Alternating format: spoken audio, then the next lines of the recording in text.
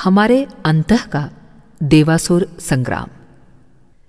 ये संसार सत और तम से मिलकर बना है। तम अर्थात जड़, चेतन अर्थात सत। जड़ यूं निर्जीव दिखता भर है, पर उसका आकर्षण कम नहीं होता। यदि वो अनाकर्षक, असुंदर, अनुपयोगी रहा होता तो चेतन को उसके प्रति रुचि ही क्या होती और क्यों कर होती। सत और तम का संयोग यथावत रहे, इसी दृष्टि से नियति ने दोनों को परस्पर जोड़ दिया है। प्राणी का शरीर जड़ पंच तत्वों से बना है और उसमें प्राण सत्ता चेतना रूप में विद्यमान है। ये जड़ चेतन का संयोग ही तो है जिसके कारण दोनों परस्पर मिलजुल कर रहते हैं और जीवन रथ को आगे चलाते हैं। दोनों को दोनों के प्रति आकर्षण और दोनों का दोनों से सहयोग, ये सहयोग की सौम्य अवस्था हुई। प्रकृति की सुंदरता और उपयोगिता सर्वविदित है। तारों से जगमगाता नील आकाश, सूर्य चंद्र का उदय अस्त, शीतल वायु, ऋतु परिवर्तन, प्रातः सायंकाल की रंग बिरंगी झांकी, बादल, वर्षा, बिजली आदि के कारण अपना ऊर्ध्वलोक कितना सुंदर प्रतीत होता है। धरती पर पर्वत, वन, नदी, सरोवर, समुद्र, हरितिमा, पुष्प, उद्यान आदि कितने सुंदर लगते हैं। यदि यहां कुछ भी आकर्षण न होता तो संभवतः जीवधारी को जीवन से कुछ भी प्यार न रहा होता। नियति की इच्छा है कि जड़ चेतन परस्पर सहयोग पूर्वक रहें और एक दूसरे के लिए उपयोगी सिद्ध हों। नर और मादा के बीच काम आकर्षण की एक ऐसी सरल श्रृंखला जुड़ी हुई है जिसके कारण वे निकट आते हैं और घनिष्ठता के सूत्र में बंधते हैं। यदि यह सरसता सूत्र न रहा होता तो नर और मादा के बीच न तो आकर्षण रहता और न ही संतान उत्पादन का अतीव झंझट भरा उत्तरदायित्व वहन करने के लिए कोई तैयार होता। जड़ और चेतन के बीच में सुंदरता, उपयोगिता एवं स्पर्शजन्य सरसता के ऐसे ही सूत्र जुड़े हुए हैं जैसे नर और मादा के बीच। सृष्टि के इस औचित्य प्रक्रिया से किसी को कोई शिकायत नहीं हो सकती। यदि संतुलन बना रहे तो गड़बड़ी का कोई कारण नहीं। अव्यवस्था तो असंतुलन से फैलती है।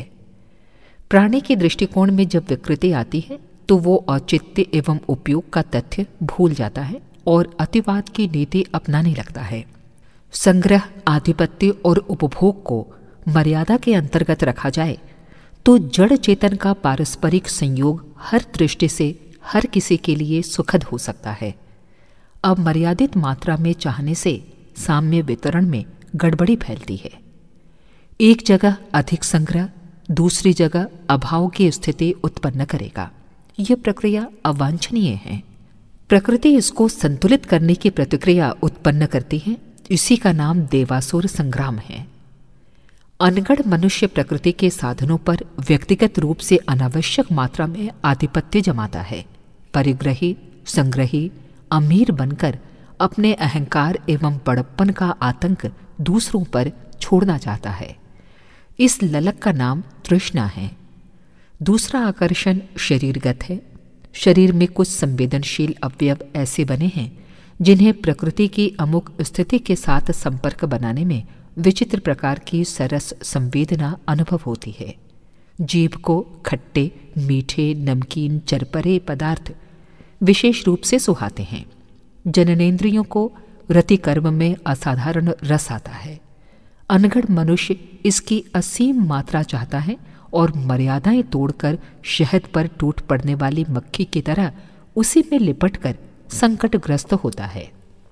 सीमित, संतुलित और विवेकपूर्ण स्थिति में औचित्य का ध्यान रखते हुए इंद्रिय सुखों का संतुलित उपभोग लाभदायक सिद्ध होता है और उत्साह बढ़ाता है। शरीर से बाहर की वस्तुओं का संपर्क भी अमुक प्रयोजन के लिए अमुक मात्रा में उत्पादन एवं उपभोग किया जा सकता है। किंतु जब संतुलन बिगड़ता है और अतिवाद अपनाया जाता है तो उसकी हानिकारक प्रतिक्रिया को ध्यान में रखते हुए विज्ञ पुरुष उस असंतुलन की भर्त्सना करते हैं। वस्तुओं के अनावश्यक संग्रह को, तृष्णा और इंद्रिय भोगों की लिप्सा को वासना कहते हैं। इन दोनों से ही व्यक्ति और समाज की हानि होती है। इसलिए इस अतिवाद को दूरदर्शियों ने हेय एवं निंदनीय, अवांछनीय एवं त्याज्य ठहराया है। इसी को असुरता भी कहा गया है। दैत्य दानव इसी दुष्प्रवृत्ति के प्रतीक प्रतिनिधि होते हैं। असुरता आक्रमणकारी और आतंकवादी होती है। वो अपने विस्तार के लिए प्रयत्न करती हैं और आग की तरह जो भी उसकी पकड़ में आता है उसे आकार विस्तार के लिए जकड़ लेती है। असुरता के अतिरिक्त जो बचता है वो देव है। सत और तम के, जड़ और चेतन के समन्वय से ही ये संसार बना है। रजोगुण तो इन दोनों का वैसा ही समन्वय है जैसे रात्रि और दिन के समन्वय से बना संध्याकाल। असुरता का आक्रमण देवत्व पर होता है।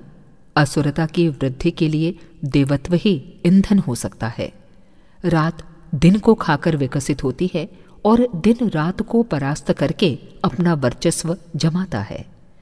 असुरता की वृद्धि देवत्व को उदरस्थ करने से ही संभव हो सकती है। यही असुरों की देवताओं पर आक्रमण करने, पुराण वर्णित अलंकारिता कथा गाथाओं की पृष्ठभूमि है। देवता आत्मरक्षा के लिए लड़ते तो हैं, पर वे उपयुक्त पोषण प्राप्त न कर सकने के कारण दुर्बल बने रहते हैं। प्राथमिक आक्रमण में वे हारते हैं। स्वभावतः देवत्व दुर्बल नहीं है, पर वो असुरता की तुलना में बहुधा दुर्बल पड़ता है।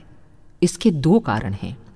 असुरता के संस्कार जीव के साथ निम्न योनियों से जुड़े आते हैं और वर्तमान वातावरण में भी उन्हीं का बाहुल्य छाया होता है। दैनिक अभ्यास में भी वे ही प्रवृत्तियां काम आती हैं। अस्तु पर्याप्त खाद पानी पाकर वे परिपुष्ट होती रहती हैं और अपनी क्षुधा बुझाने के लिए देवत्व पर, मानवीय मर्यादाओं पर हमला बोलती हैं। आग को बढ़ने के लिए ईंधन तो चाहिए ही। इसके लिए उस दावानल को, वन प्रदेश में उगी हुई सूखी गीली वनस्पति को ही अपनी लपेट में लेना पड़ता है। देवत्व भी चुपचाप उदरस्थ नहीं हो जाता। आत्मरक्षा की लड़ाई उसे भी लड़नी पड़ती है। आदर्शवाद भी जीवित रहना चाहता है, अस्तु विरोध विद्रोह तो वो भी करता है। कम से कम मनुष्य की अंतर भूमिका में अंतर्द्वंद्व के रूप में उसका रोष, आक्रोश एवं संघर्ष दृष्टिगोचर होता ही है। असुरता के सम्मुख नितांत निष्क्रिय आत्मसमर्पण नहीं हो सकता। देवत्व हारता तो है, पर उसका प्रतिरोध किसी न किसी रूप में बना ही रहता है। आत्मचेतना के साथ जुड़े हुए मानवीय आदर्श सर्वथा नष्ट नहीं हो सकते। देवत्व का तात्कालिक स्वरूप है व्यापकता, एक को बहुत में देखने की सद्भाव भरी सत्प्रवृत्ति। वासनात्मक अतिवाद के कारण वाले शारीरिक और मानसिक विनाश की अपरिमित क्षति देव चक्षुओं से स्पष्ट देख पड़ती है।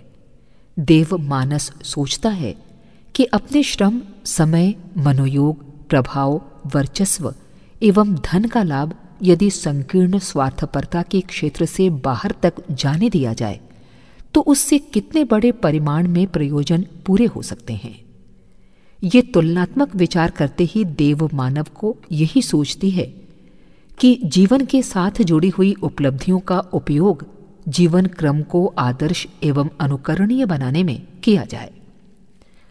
असुरत्व और देवत्व में निरंतर संघर्ष इसलिए होता रहा है कि जीवन संपदा पर अधिकार जमाने के लिए दोनों की ही प्रबल चेष्टा रहती है। देवत्व की मांग ये है कि दिव्य जीवन जिया जाए, अपने आचरण अनुकरणीय रहें। असुरता तात्कालिक वासना और तृष्णा की तृप्ति चाहती है। अधिकाधिक इंद्रिय उपभोग की वासना लिप्सा हर घड़ी छाई रहती है। उसी की उधेड़ बुन का ताना बाना सतत चलता रहता है। देवत्व ऐसी क्षुद्रता की बाल क्रीड़ा में सीमाबद्ध नहीं रहना चाहता। उसे बड़े प्रयोजन पूरे करने की आकांक्षा बेचैन किए रहती है। यही अंतर्द्वंद्व का देवासुर संग्राम है, जो प्रत्येक विचार और प्रत्येक कार्य में अपने अपने पक्ष समर्थन में निरत रहते हैं। भोजन करते समय ये खींचतान देखी जा सकती है।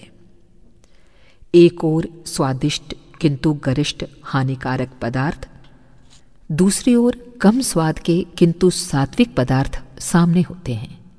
दोनों ही थाली में सामने रखे हैं, किसे ग्रहण किया जाए, किसे छोड़ा जाए। इसमें भीतर ही भीतर सतत अंतर्द्वंद्व चलता है। धन उपार्जन में नीति अनीति की, कर्म में श्रमशीलता और आलस्य प्रमाद की, चिंतन में विकारी एवं आदर्शवादी विचारों की, उपभोग में संयम असंयम की, आचरण में आदर्शवादिता एवं भ्रष्टता की, दर्शन में आस्तिकता नास्तिकता की आकांक्षाएं हर क्षण मल्ल युद्ध करती हैं। यही देवासुर संग्राम है। परस्पर विरोधी दिशा में चल रही खींचतान में से कब किसकी विजय हुई, ये आत्मनिरीक्षण यदि सतर्कता पूर्वक जारी रखा जाए तो स्पष्ट हो जाएगा कि अंतर्द्वंद्व के महाभारत में किस पक्ष की सेना हारती है और किसकी जीतती है। व्यक्तिगत जीवन की विचारणा एवं क्रियाशीलता के क्षेत्र से आगे बढ़कर परिवार, समाज, राष्ट्र, विश्व के व्यापक क्षेत्र में भी ये देवासुर संग्राम चलता है। गर्म युद्ध और शीत युद्ध के मोर्चे हर क्षेत्र में गड़े होते हैं। इन्हें मूक दर्शक की तरह तो कोई जीवित मृतक ही देखते रह सकते हैं। जीवंत चेतना को किसी का पक्षधर बनना पड़ता है। जो नीति का पोषण नहीं करता वो परोक्ष रूप से अनीति का समर्थक है। सत्य प्रवृत्तियों का समर्थन एवं सहयोग करना प्रत्यक्षतः देव पक्ष को विजयी बनाने का योगदान है। इसी प्रकार असुरता को सहन करने, उसके विरोध में मोह तक न खोलने से भी प्रकारांतर में असुर पक्ष का समर्थन बन जाता है। लोक प्रवाह में आसुरी तत्वों का बाहुल्य रहने से बहुत मोर्चों पर दैत्य ही जीतता है। देवत्व दुर्बल पड़ता और हारता है। पर यह जीत हार अस्वाभाविक है। आत्मचेतना का ईश्वरीय अंश मूलतः अति समर्थ है। सत में 1000 हाथियों के बराबर बल बताया जाता रहा है। सामान्य विवेक सहज ही देवत्व का पक्षधर होता है। चोरों के झुंड से पूछा जाए कि चोरी अच्छी होती है या ईमानदारी, तो उनमें से प्रत्येक ईमानदारी के पक्ष में ही अपना मत देगा। वो ईमानदार दुकान से सौदा खरीदता, ईमानदार नौकर तलाश करता है और ईमानदारी से ही व्यवहार करने का इच्छुक रहता है। चोर होते हुए भी ईमानदारी का ये सरल समर्थन बताता है कि देव पक्ष कितना प्रबल है, जो विपक्षी के मुंह से भी अपना समर्थन करा लेता है। व्यभिचारी भी अपनी पत्नी या बेटी को उस मार्ग पर नहीं चलने देना चाहता। वो अपने घर में सदाचारियों को ही प्रवेश देता है। इससे स्पष्ट है कि किसकी शक्ति प्रबल है। व्यक्ति के जीवन में जब देवत्व के पक्ष समर्थन की अदम्य अभिलाषा जग पड़े और वो अवांछनीयताओं से लड़ पड़ने का आक्रोश बनकर सत्य प्रवृत्तियों को मूर्त रूप देने में जुट पड़े, तो समझना चाहिए कि ये मनस्थिति प्रत्यक्ष ही ईश्वरीय अवतरण और देव वरदान है। यही बात किसी सत्य समर्थन में उभरे हुए प्रचंड आंदोलन के संबंध में कही जा सकती है। अपने अपने समय की विकृतियों का निराकरण करने का नेतृत्व श्रेय किन्हीं विशेष व्यक्तियों को ही मिलता है, पर यथार्थता ये है कि लोकमानस में उठती हुई संतुलन की वृत्ति के रूप में अवतार सत्ता का दिव्य अवतरण होता है। उसमें नीति के प्रति आग्रह होता है। किस समय कहाँ किस प्रकार की विकृतियां उत्पन्न हुईं और उनका निवारण करने के लिए किस प्रकार की प्रतिक्रिया उभरी, ये घटनाक्रम प्राय नवीनता युक्त होता है। अधर्म का, अवांछनीयता का निराकरण और धर्म का, औचित्य का संस्थापन। रामायण काल और महाभारत काल की अनीति का स्वरूप और उनके निवारण का उपक्रम एक जैसा नहीं था। घटनाएं भिन्न भिन्न प्रकार से घटी तो भी तथ्य यथास्थान रहे। भगवान के अवतरण का स्वरूप सामयिक परिस्थितियों के अनुरूप होता है। लोकमानस में अभिष्ट परिवर्तन के लिए भारी आवेश भरा होता है। उसी आधार का नेतृत्व, प्रतिनिधित्व करने वाले व्यक्ति तथा घटनाक्रम दृश्यमान होते हैं। इन्हीं को अवतार की लीला कहा जा सकता है। श्रेय किन्हें मिला किन्हें नहीं, इससे कुछ अंतर नहीं आता। नियति के उभार किसी को भी अपना वाहन बना सकते हैं। ईश्वर व्यक्ति उभार नहीं, शक्ति है। वो दिव्य चेतना का उभार बनकर व्यक्ति अथवा समष्टि में अवतरित होता है। समय की विकृतियों का समाधान और सुकृतियों का अभिवर्धन करके संतुलन सही करना ही उसका लक्ष्य होता है। भगवान की अवतार लीलाएं इसी प्रयोजन के लिए उभरती और लीला करती दिखाई पड़ती हैं। देवताओं के ईश्वर के शरीर में जाने का तात्पर्य है अंतर जगत की दिव्य चेतना को आवेशपूर्वक अपनाया जाना। ईश्वर की शरण में आने एवं उसका विशेष अनुग्रह पाने के लिए उसकी शरण में जाना आवश्यक माना गया है। शरण का तात्पर्य यहाँ रोना गाना नहीं है, प्रचंड उत्कंठा उभारना है। जीव चेतना का आंतरिक चुंबकत्व ही सूक्ष्म जगत की सत्ताओं को अपने भीतर धारण करता है। आंतरिक आकर्षण से आसुरी तत्व भी अपने भीतर भरते हैं और जब देवत्व की आवश्यकता होती है तो वो भी उसी प्रकार भीतर भरता आता है। ईश्वर साक्षी और दृष्टा है, वो विश्व जीवन का क्रम भर चलाता है। आसुरी और दैविक शक्तियों के संघर्ष में हमें किसका पक्षधर बनना है, इसका निर्णय स्वयं ही करना पड़ता है। अदूरदर्शिता तात्कालिक लाभ भर देखती है और असुरता के आवेश में फंसकर नरक को आमंत्रित करती है और सर्वनाश के गर्त में फंसती है। विवेकशीलता उज्ज्वल भविष्य को देख सकती है और उस फसल को उगाने के लिए धैर्यबद्ध किसान की तरह कष्ट साध्य श्रम करने में उत्साह बनाए रखती है। फलस्वरूप स्वर्ग सामने आ खड़ा होता है और जीवात्मा को महात्मा, देवात्मा एवं परमात्मा बनने का अवसर मिलता है। देवत्व और असुरत्व तो रस्साकशी में हर किसी के पक्षधर बन सकते हैं। अनवरत चल रहे देवासुर संग्राम के हम मूक दर्शक नहीं रह सकते। इच्छा या अनिच्छा से किसी का समर्थन सहकार तो करना ही होता है। फैसला गंभीरता और सजगता पूर्वक किया जाए, इसी में बुद्धिमानी है। देवासुर संग्राम के पुराण वर्णित कथाक्रम ऐतिहासिक हैं या नहीं, इसमें माथापच्ची करना व्यर्थ है। इनमें ये शाश्वत तथ्य सुनिश्चित रूप से भरा पड़ा है कि दैवी और आसुरी प्रकृति के आकर्षण प्राणी को खींचते हैं। इनमें से देवत्व का पक्षधर बनने और ईश्वर की शरण में जाना ही श्रेष्ठकर है।